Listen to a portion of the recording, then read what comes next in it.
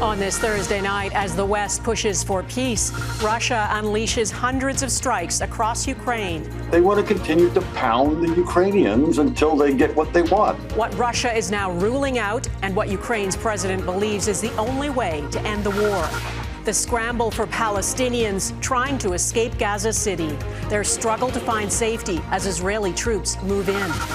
The Prime Minister and the American president finally talk.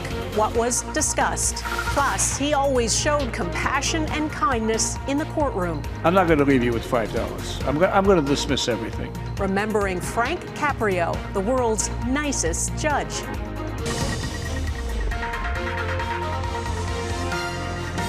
Global National with Donna Friesen.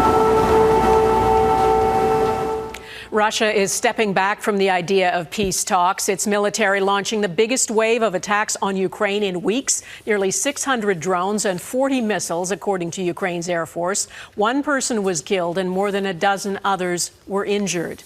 Good evening and thanks for joining us. The U.S. president's peace initiative is fading tonight after Donald Trump met Russia's president in Alaska last week and then with Ukraine's president and European leaders on Monday. There seemed to be some momentum.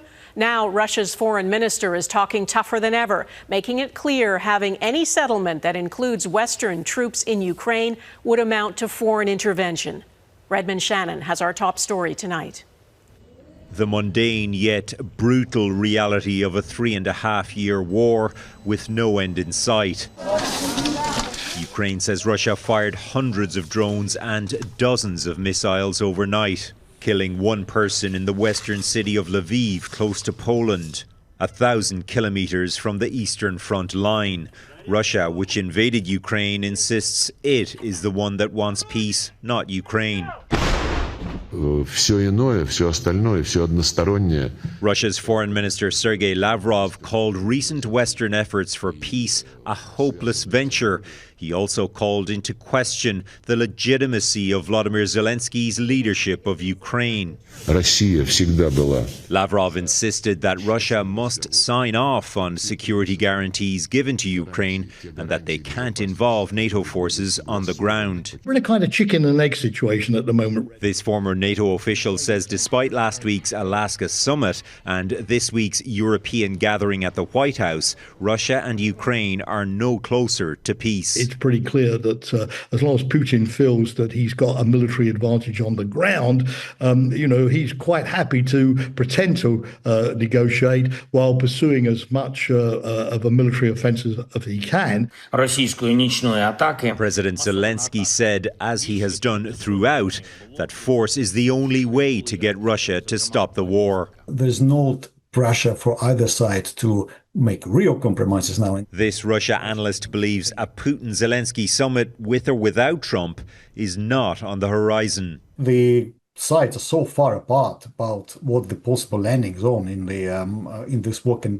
be that I'm not surprised they falling back in their position. Military chiefs of staff from Europe and Canada met with their US counterparts this week to discuss how they could implement security guarantees for Ukraine.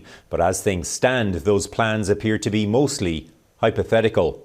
Donna? All right, Redmond Shannon in London, thank you. Italian police have arrested a Ukrainian man suspected of being behind the attacks that ruptured the Nord Stream pipelines under the Baltic Sea. Nord Stream 1 carried gas from Russia to Germany. The man has only been identified as Serhiy K. and he is facing charges of collusion and sabotage. German prosecutors allege he was among a group of people on a boat who planted devices on the pipeline in September of 2022. No one has admitted to carrying out the attack, and Ukraine denies responsibility. It marked a major escalation in the conflict in Ukraine and in Europe's energy crisis. Despite international and domestic criticism, Israel's prime minister says he's given the Israeli army approval to take over Gaza City. Benjamin Netanyahu made the announcement during a visit to troops late today, claiming he will end the war on Israel's terms. Aid groups warn the operation will deepen what's already a humanitarian catastrophe. And as Mike Armstrong reports, Netanyahu also claims he's now ready to negotiate the release of hostages. Gaza City is, as of now, still not under an official evacuation order, but many expect it to come and are leaving early. This man says he's fleeing before being caught up in crowds in a mass exodus.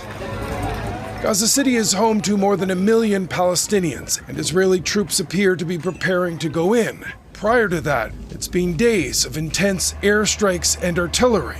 This man says a rocket can hit at any moment. He's leaving, hoping he finds a safer place. Well, finding that safety is unlikely to be easy.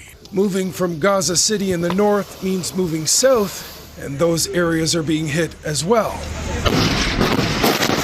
This was a strike on a building in central Gaza. According to local hospitals, at least 36 Palestinians were killed Thursday. Now, Benjamin Netanyahu met commanders in southern Israel near Gaza. Israel's Prime Minister says the visit was to approve plans to take over Gaza City, and he says to defeat Hamas. Netanyahu also said he's willing to negotiate, but for the release of all Israeli hostages. It's believed of the 50 remaining, 20 are alive. Well, Hamas has accepted a ceasefire proposal. It would last 60 days and see the release of 10 living hostages and the bodies of 18 others. In return, Israel would release 200 Palestinian prisoners. Families of the hostages are calling for an end to the fighting and for the deal on the table to be approved. We must sign it immediately. As the likelihood of a ground offensive in Gaza City increases, so does the desperation. The United Nations said Thursday an evacuation order would be a death sentence for some, already facing starvation. If forced to move again, many wouldn't have the strength to get out. Mike Armstrong, Global News, Montreal. Canada has joined 20 other nations in condemning Israel's plan to build thousands of homes in the occupied West Bank. In a joint statement, 21 foreign ministers called the move unacceptable and a violation of international law, warning it would divide any future Palestinian state and restrict Palestinian access to Jerusalem. The housing project on Palestinian land east of Jerusalem was approved by Israel on Wednesday. It effectively cuts the West Bank in two. Israel's far-right finance minister has said the settlements are meant to, in his words, erase the two-state delusion. The foreign ministers call on Israel to reverse course immediately, warning the project will only fuel further violence and instability. Canada's Prime Minister spoke with the U.S. President today, the first known phone call between the two leaders in weeks.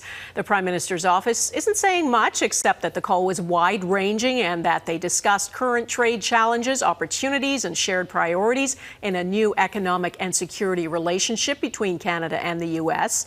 If there was any progress on tariffs and trade, they're not saying. The Prime Minister is under pressure to help Canadian businesses and canola growers who are being hit hard by tariffs from the U.S. and from China. Mackenzie Gray is in Ottawa. Mackenzie, what do we know about this call between Trump and Carney? The conversation was described as substantive and lengthy by a Liberal source, Donna. The first call between Trump and Carney since the latest U.S. tariff increase. The key topics, according to the Prime Minister's office, trade and Ukraine. The White House not responding to Global News' request for any information on how they viewed the call. Tariffs also not discussed when Foreign Affairs Minister Anita Anand met with her U.S. counterpart in Washington. Sure, there's conversations here and there, but are we at a deal? No. The Liberals' public re-engagement with the Americans, not enough for the steel industry, who wants Carney to match U.S. tariffs. We need to think about getting U.S. products out of our market so that Canadian products can win and can compete. The Prime Minister hasn't hit back against the U.S. after Donald Trump raised steel and aluminum tariffs to 50%, and additional increases have kept coming.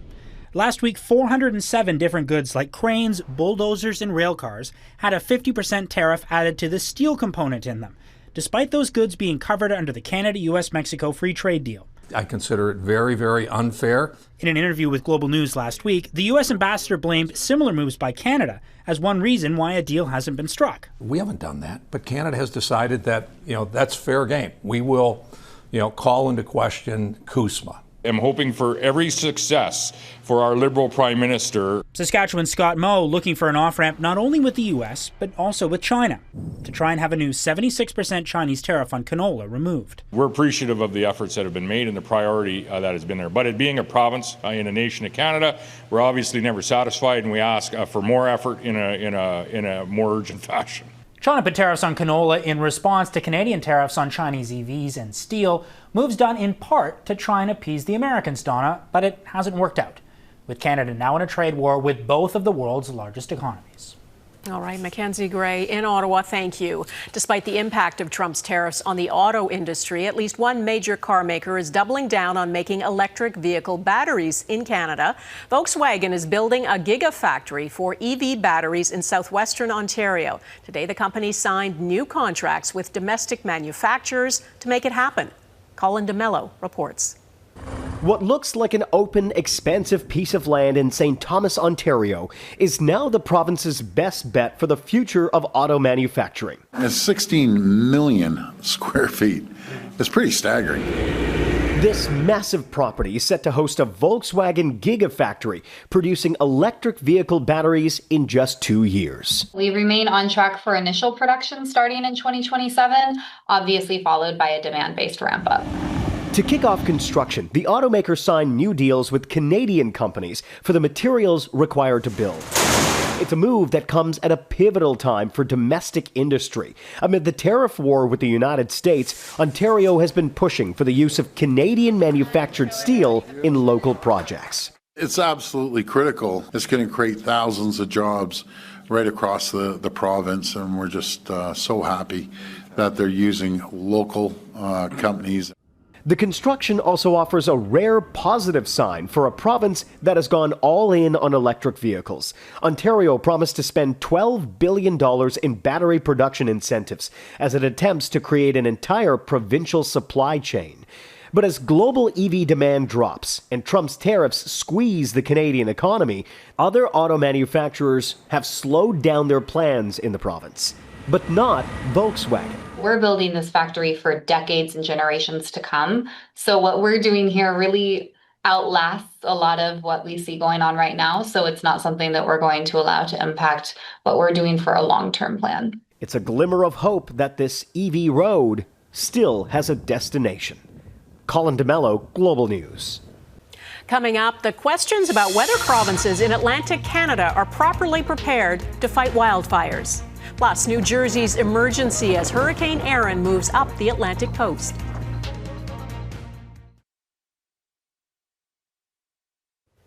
Western Canada tends to be hit hardest by wildfires, but this year parts of the Atlantic provinces were so hot and dry that multiple fires burned out of control. And as emergency crews continue to fight them, questions are mounting about whether provincial governments were properly prepared to tackle the threat. Heidi Petracek explains. The largest wildfire in Newfoundland and Labrador has been burning almost 3 weeks now. Evacuated residents are learning what's happened to their homes. Finally got the official word 5 minutes ago. A fisherman had already let Bob Kellinge know his historic home in Okerpit Cove was destroyed.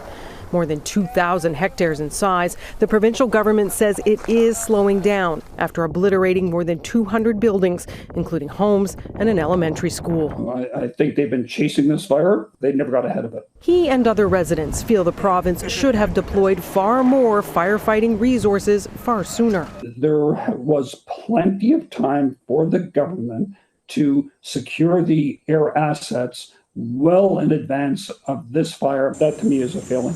Wildfires, a problem the entire East Coast is grappling with. From 1990 to 2020, the amount of fires we had were very small and very few. As climate continues to warm and the conditions that facilitate larger fires, more frequent fires, is occurring. The fight against an out-of-control wildfire in rural Nova Scotia is getting a boost from out-of-province water bombers because it doesn't have its own. They're among the tools firefighters say are still missing in parts of the region. We have not seen tangible changes on the ground that would positively impact fireground operations. No new deployment policies, no protocols, no new hands-on training. In New Brunswick, where firefighters are out of control, the province is looking at acquiring more water bombers for next season. This is going to be an increasing threat, not one that's going to go away. I want the government to make the people in the Kingston Fire or the Conception Bay North Fire to be made whole. That's Bob Kellen's ask for his community whenever this devastating fire is out. Heidi Petracek, Global News, Halifax. National Guard members and hundreds of arrests in Washington, D.C. ahead. Is it a crime crackdown or aggressive and unnecessary overstep?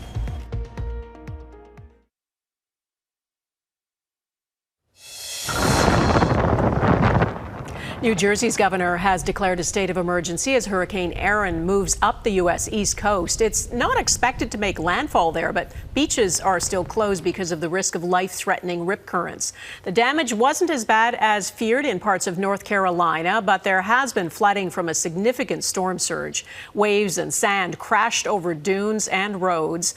Hurricane Erin is expected to pass south of Atlantic Canada this weekend.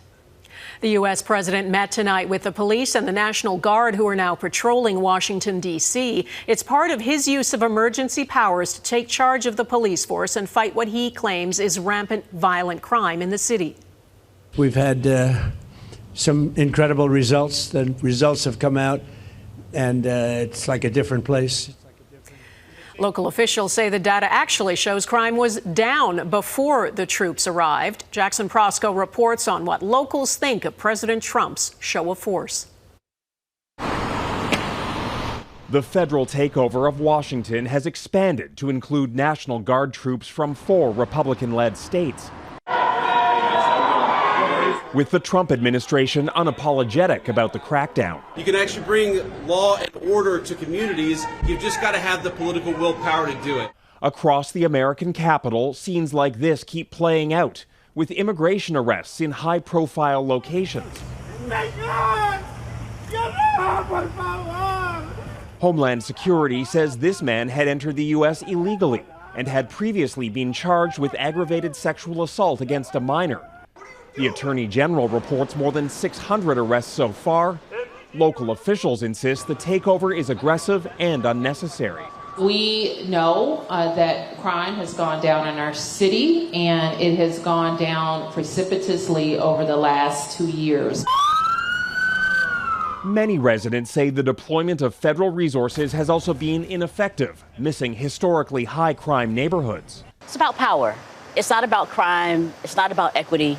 It's about control. President Donald Trump insists it's all having a positive impact, despite statistics showing a 30% drop in restaurant reservations. People that haven't gone out to dinner in Washington, D.C. in 2 years are going out to dinner, and the restaurants the last 2 days were busier than they've been in a long time.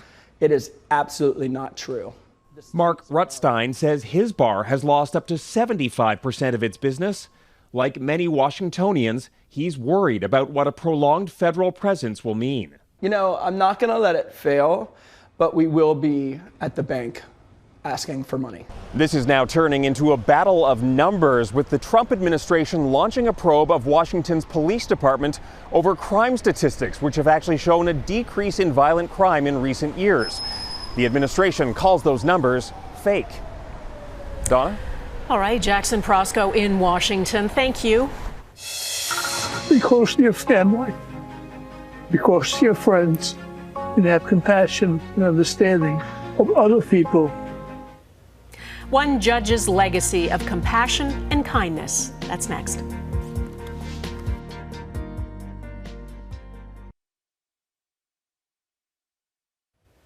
Courtrooms can be intimidating places and judges can be fearsome. But one man who sat on the bench in Providence, Rhode Island, became famous for another reason. Frank Caprio became known as the nicest judge in the world because of his willingness to listen and show compassion. He died yesterday at the age of 88. Eric Sorensen looks at how his approach to justice left such a mark on people. People in Rhode Island knew Judge Frank Caprio from local TV. How about 5 days in jail? Yes! It was social media that took his municipal courtroom viral. 18 million likes on TikTok and nominated for an Emmy. Who's this with you? My mother. Oh. Harleen. Hi. Always protecting the kids. This 96-year-old was caught speeding. I was going to the blood work for my boy. He's handicapped. Caprio wanted to know the stories of the accused before judging them. Here you are in your 90s, and you're still taking care of your family. And didn't want people who were short of money to go home with even less. Thank you, Ronald. I'm not going to leave you with $5. I'm not going to leave you. I'm going to dismiss everything. I'm just a small-time municipal court judge who tries to take into consideration the circumstances surrounding the people before me. A very different tone from most TV courtrooms. Are you trying to sound like a fool? You sound like a fool. Under President Trump, more people are being put in detention. He recently toured a facility for immigrants called Alligator Alcatraz. Trump's current attorney for D.C., Jeanine Pirro, was also a confrontational judge on TV with big ratings. It is disgusting. I'm talking now. But it turned out there was an audience for Frank Caprio, too. Here with a recent immigrant. I just get my U.S. license like 6 months ago. Caprio invited the man's family to step forward, learned more about them, then asked his son straight up. Guilty or not guilty? What do you say? Guilty. Guilty. 2 years ago, the man known as the nicest judge in the world was diagnosed with pancreatic cancer. People everywhere were pulling for him, but he passed away Wednesday. After 38 years observing people in trouble with the law, his message was simple. Have compassion and understanding of other people. And the immigrant in this U.S. courtroom? It's official. You are guilty. Guilty, but still made to feel welcome by a judge who put humanity first. I'm going to give you credit for your good driving record back in Africa. Thank you. Eric Sorensen, Global News, Toronto.